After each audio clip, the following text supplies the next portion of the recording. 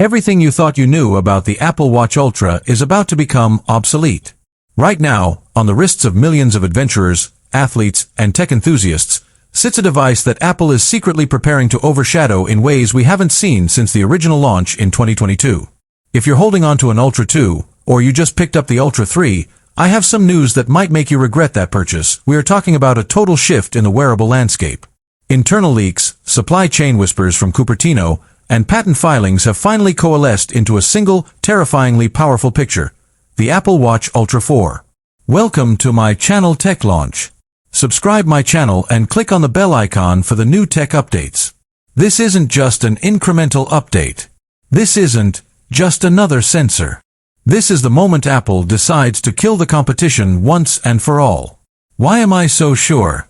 Because for the first time in 4 years, Apple is facing a do-or-die situation with its flagship wearable. Garmin is catching up.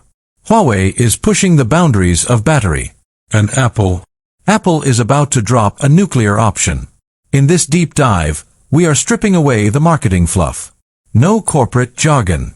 Just the raw, leaked reality of what is coming to your wrist in 2026.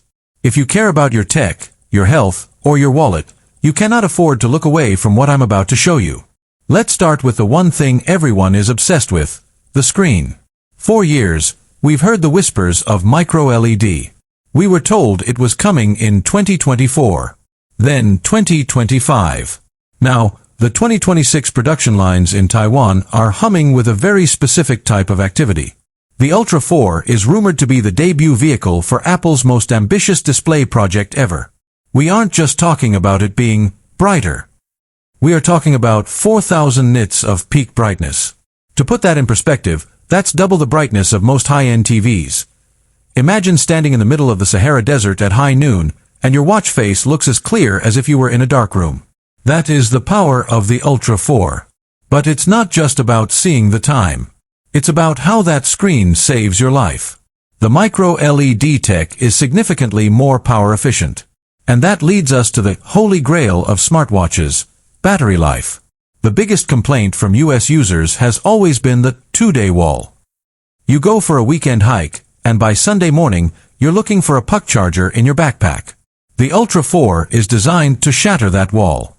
With the combination of the S11 chip, built on a 2-nanometer process, and the efficiency of micro-LED, we are looking at a potential 7-day mode.